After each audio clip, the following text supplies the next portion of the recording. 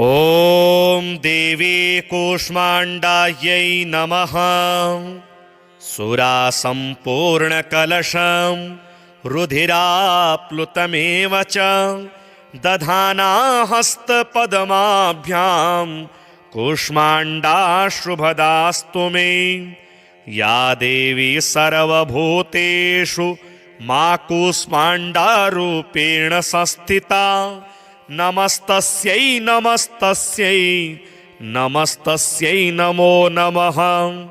वन्दे वाञ्छितकामार्थे चन्द्रार्धकृतशेखरां सिंहरूढा अष्टभुजा कूष्माण्डा यशस्विनीं भास्वरभानुनिभाम् अनाहतस्थितां चतुर्थदुर्गात्रिनेत्रां कमण्डलुच्चापबाणपद्मसुधाकलश चक्रगदा जपवटीधरां पटाम्बरपरिधानां कमनीयां मृदुहास्यां नानालङ्कारभूषितां मञ्जेरहारकेयूरकिङ्किणी रत्नकुण्डलमण्डितां प्रफुल्लवदनां चारु चिबुकां कान्तकपोलां तुगं कुचां कोमलाङ्गी स्मेरमुखी श्रीङ्कटी निम्ननाभिनितम्बनीं दुर्गतिनाशिनी त्वमहि दारिद्रादिविनाशनीं जयदा धनदा कूष्माण्डे प्रणमाम्यहं। जगतमाता जगत्कर्त्री जगदाधाररूपिणीं चराचरेश्वरी कूष्माण्डे प्रणमाम्यहं। त्रैलोक्यसुन्दरी त्वमहि दुःखशोकनिवारिणीं परमानन्दमयी कूष्माण्डे प्रणमाम्यहं। हसरै मे शिरः पातु कूष्माण्डे भवनाशिनीं हसलकरीं नेत्रे च हसरौश्च ललाटकं कौमारी पातु सर्वगात्री वाराही उत्तरे तथा पूर्वे पातु वैष्णवी इन्द्राणी दक्षिणे मम। दिग्विदिक्षु सर्वत्रैव कुम्बीजं सर्वदावतु। सुरासम्पूर्णकलशं रुधिराप्लुतमेव च दधाना हस्तपद्माभ्यां कूष्माण्डाशुभदास्तु मे। या देवी सर्वभूतेषु मा कूष्माण्डारूपेण संस्थिता नमस्तस्यै नमस्तस्यै नमस्तस्यै नमो नमः। वन्दे वाञ्छितकामार्थे चन्द्रार्धकृतशेखरां सिंहरूढा अष्टभुजा कूष्माण्डा यशस्विनीं भास्वरभानुनिभाम् अनाहतस्थितां चतुर्थदुर्गात्रिनेत्रां कमण्डलुच्चापबाणपद्मसुधाकलश चक्रगदा जपवटीधरां पटाम्बरपरिधानां कमनीयां मृदुहास्यां नानालङ्कारभूषितां मञ्जेरहारकेयूरकिङ्किणी रत्नकुण्डलमण्डितां प्रफुल्लवदनां चारु चिबुकां कान्तकपोलां तुगं कुचां कोमलाङ्गी स्मेरमुखी श्रीङ्कटी निम्ननाभिनितम्बनीं दुर्गतिनाशिनी त्वमहि दारिद्रादिविनाशनीं जयदा धनदा कूष्माण्डे प्रणमाम्यहं। जगतमाता जगत्कर्त्री जगदाधाररूपिणीं चराचरेश्वरी कूष्माण्डे प्रणमाम्यहं। त्रैलोक्यसुन्दरी त्वमहि दुःखशोकनिवारिणीं परमानन्दमयी कूष्माण्डे प्रणमाम्यहं। हसरै मे शिरः पातु कूष्माण्डे भवनाशिनीं हसलकरीं नेत्रे च हसरौश्च ललाटकं कौमारी पातु सर्वगात्री वाराही उत्तरे तथा पूर्वे पातु वैष्णवी इन्द्राणी दक्षिणे मम दिग्विदिक्षु सर्वत्रैव कुम्बीजं सर्वदावतु सुरा सम्पूर्णकलशं रुधिराप्लुतमेव च दधाना हस्तपद्माभ्यां कूष्माण्डाशुभदास्तु मे या देवी सर्वभूतेषु मा कूष्माण्डारूपेण संस्थिता नमस्तस्यै नमस्तस्यै नमस्तस्यै नमो नमः वन्दे वाञ्छितकामार्थे चन्द्रार्धकृतशेखरां सिंहरूढा अष्टभुजा कूष्माण्डा यशस्विनीं भास्वरभानुनिभाम् अनाहतस्थितां चतुर्थदुर्गात्रिनेत्रां कमण्डलुच्चापबाणपद्मसुधाकलश चक्रगदा जपवटीधरां पटाम्बरपरिधानां कमनीयां मृदुहास्यां नानालङ्कारभूषितां मञ्जेरहारकेयूरकिङ्किणी रत्नकुण्डलमण्डितां प्रफुल्लवदनां चारु चिबुकां कान्तकपोलां तुगं कुचां कोमलाङ्गी स्मेरमुखी श्रीङ्कटी निम्ननाभिनितम्बनीं दुर्गतिनाशिनी त्वं हि दारिद्रादिविनाशनीं जयदा धनदा कूष्माण्डे प्रणमाम्यहं जगतमाता जगत्कर्त्री जगदाधाररूपिणीं चराचरेश्वरी कूष्माण्डे प्रणमाम्यहं त्रैलोक्यसुन्दरी त्वं हि दुःखशोकनिवारिणीं परमानन्दमयी कूष्माण्डे प्रणमाम्यहं हसरै मे शिरा पातु कूष्माण्डे भवनाशिनीं हसलकरीं नेत्रे च हसरौश्च ललाटकं कौमारी पातु सर्वगात्री वाराही उत्तरे तथा पूर्वे पातु वैष्णवी इन्द्राणी दक्षिणे मम दिग्विदिक्षु सर्वत्रैव कुम्बीजं सर्वदावतु सुरा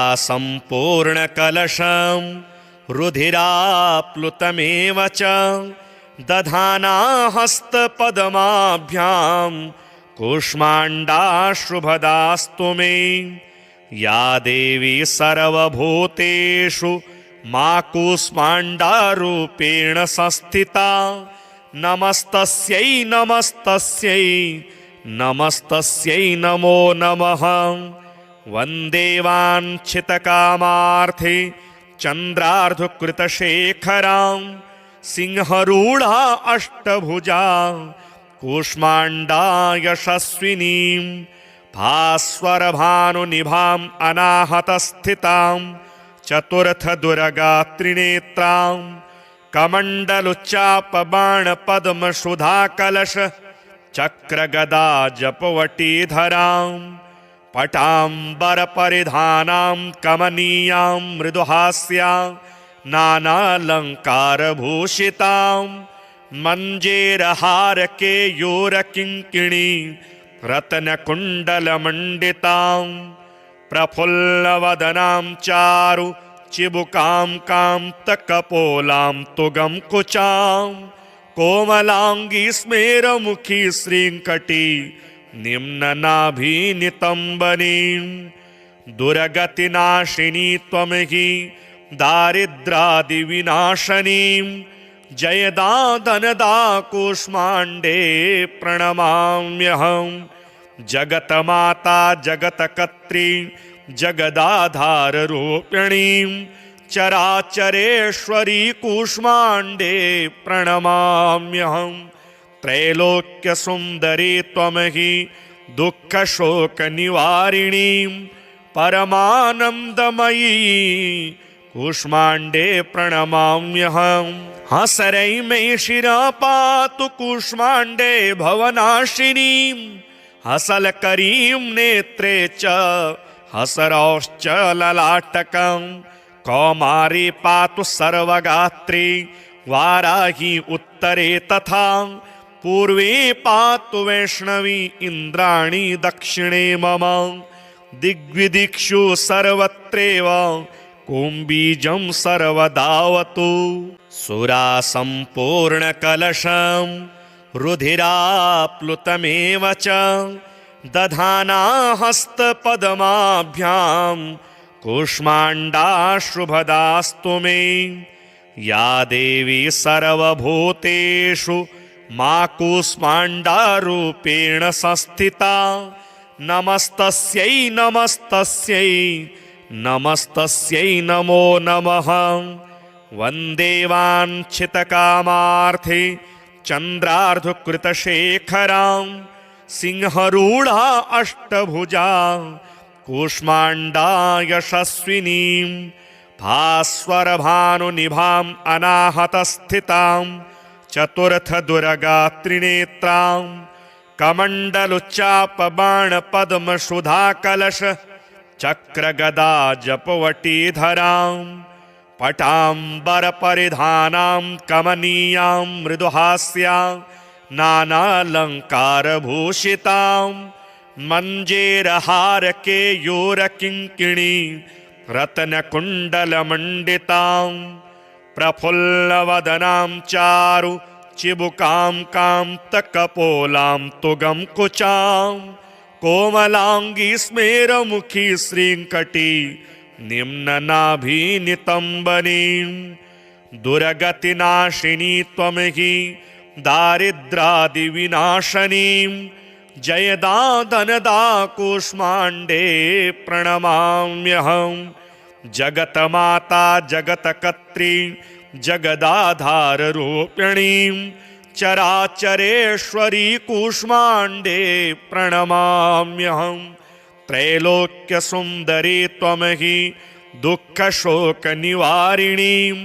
परमानन्दमयी कूष्माण्डे प्रणमाम्यहं हसरै मे शिरा पातु कूष्माण्डे भवनाशिनीं हसलकरीं नेत्रे च हसरौश्च ललाटकं कौमारी पातु सर्वगात्री वाराही उत्तरे तथा पूर्वे पातु वैष्णवी इन्द्राणी दक्षिणे मम दिग्विदिक्षु सर्वत्रैव कुम्बीजं सर्वदावतु सुरा सम्पूर्णकलशं रुधिराप्लुतमेव च दधाना हस्तपद्माभ्यां कूष्माण्डाशुभदास्तु मे या देवी सर्वभूतेषु मा कूष्माण्डारूपेण संस्थिता नमस्तस्यै नमस्तस्यै नमस्तस्यै नमो नमः वन्दे वाञ्छितकामार्थे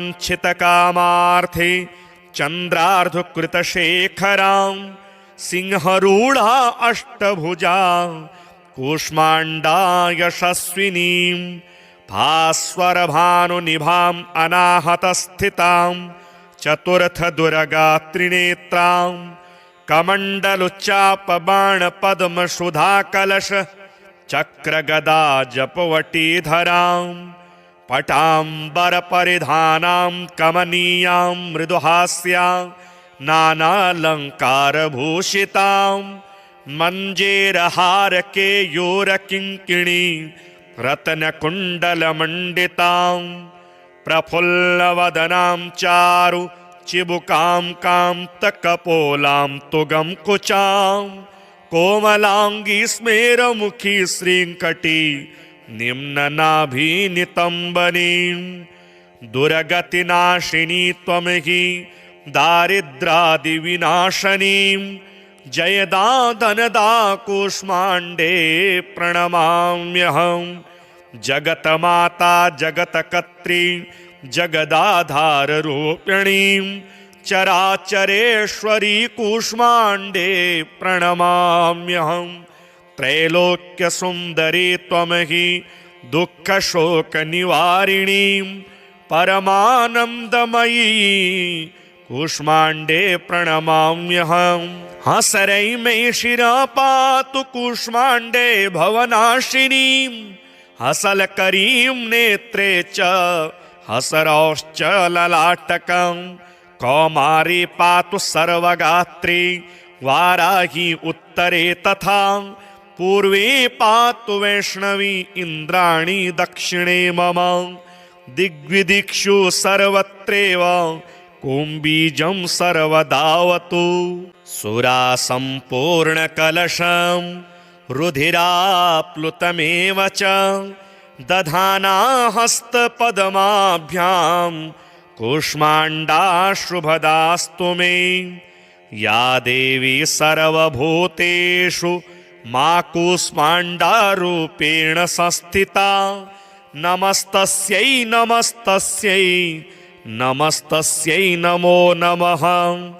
वन्दे वाञ्छितकामार्थे चन्द्रार्धकृतशेखरां सिंहरूढा अष्टभुजा कूष्माण्डा यशस्विनीं भास्वरभानुनिभाम् अनाहतस्थितां चतुर्थदुर्गात्रिनेत्रां कमण्डलुच्चापबाणपद्मसुधाकलश चक्रगदा जपवटीधरां पटाम्बरपरिधानां कमनीयां मृदुहास्यां नानालङ्कारभूषितां मञ्जेरहारकेयूरकिङ्किणी रत्नकुण्डलमण्डितां प्रफुल्लवदनां चारु चिबुकां कान्तकपोलां तुगं कुचां कोमलाङ्गी स्मेरमुखी श्रीङ्कटी निम्ननाभिनितम्बनीं।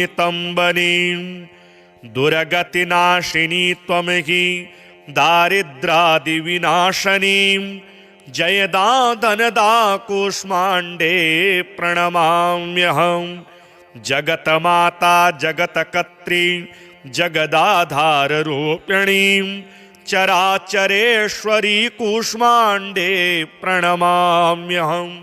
त्रैलोक्यसुन्दरी त्वमहि दुःखशोकनिवारिणीं परमानन्दमयी कूष्माण्डे प्रणमाम्यहम्। हसरै मे शिरा पातु कूष्माण्डे भवनाशिनीं हसलकरीं नेत्रे च हसरौश्च ललाटकम्। कौमारी पातु सर्वगात्री वाराही उत्तरे तथा पूर्वे पातु वैष्णवी इन्द्राणी दक्षिणे मम। दिग्विदिक्षु सर्वत्रैव कुम्बीजं सर्वदावतु। सुरासम्पूर्णकलशं रुधिराप्लुतमेव च दधाना हस्तपद्माभ्यां कूष्माण्डाश्रुभदास्तु मे। या देवी सर्वभूतेषु मा कूष्माण्डारूपेण संस्थिता नमस्तस्यै नमस्तस्यै नमस्तस्यै नमो नमः। वन्दे वाञ्छितकामार्थे चन्द्रार्धकृतशेखरां सिंहरूढा अष्टभुजा कूष्माण्डा यशस्विनीं भास्वरभानुनिभाम् अनाहतस्थितां चतुर्थदुर्गात्रिनेत्रां कमण्डलुच्चापबाणपद्मसुधाकलश चक्रगदा जपवटीधरां पटाम्बरपरिधानां कमनीयां मृदुहास्यां नानालङ्कारभूषितां मञ्जेरहारकेयूरकिङ्किणी रत्नकुण्डलमण्डितां प्रफुल्लवदनां चारु चिबुकां कान्तकपोलां तुगं कुचां कोमलाङ्गी स्मेरमुखी श्रीङ्कटी निम्ननाभिनितम्बनीं। दुर्गतिनाशिनी त्वमहि दारिद्रादिविनाशनीं जयदा धनदा कूष्माण्डे प्रणमाम्यहम्। जगतमाता जगतकर्त्री जगदाधाररूपिणीं चराचरेश्वरी कूष्माण्डे प्रणमाम्यहम्। त्रैलोक्यसुन्दरी त्वमहि दुःखशोकनिवारिणीं परमानन्दमयी कूष्माण्डे प्रणमाम्यहम्। हसरै मे शिरा पातु कूष्माण्डे भवनाशिनीं हसलकरीं नेत्रे च हसरौश्च ललाटकं। कौमारी पातु सर्वगात्री वाराही उत्तरे तथा पूर्वे पातु वैष्णवी इन्द्राणी दक्षिणे मम। दिग्विदिक्षु सर्वत्रैव कुम्बीजं सर्वदावतु। सुरासम्पूर्णकलशं रुधिराप्लुतमेव च दधाना हस्तपद्माभ्यां कूष्माण्डाश्रुभदास्तु मे। या देवी सर्वभूतेषु मा कूष्माण्डारूपेण संस्थिता नमस्तस्यै नमस्तस्यै नमस्तस्यै नमो नमः। वन्दे वाञ्छितकामार्थे चन्द्रार्धकृतशेखरां सिंहरूढा अष्टभुजा कूष्माण्डा यशस्विनीं भास्वरभानुनिभाम् अनाहतस्थितां चतुर्थदुर्गात्रिनेत्रां कमण्डलुच्चापबाणपद्मसुधाकलश चक्रगदा जपवटीधरां पटाम्बरपरिधानां कमनीयां मृदुहास्यां नानालङ्कारभूषितां मञ्जेरहारकेयूरकिङ्किणी रत्नकुण्डलमण्डितां प्रफुल्लवदनां चारु चिबुकां कान्तकपोलां तुगं कुचां कोमलाङ्गी स्मेरमुखी श्रीङ्कटी निम्ननाभिनितम्बनीं।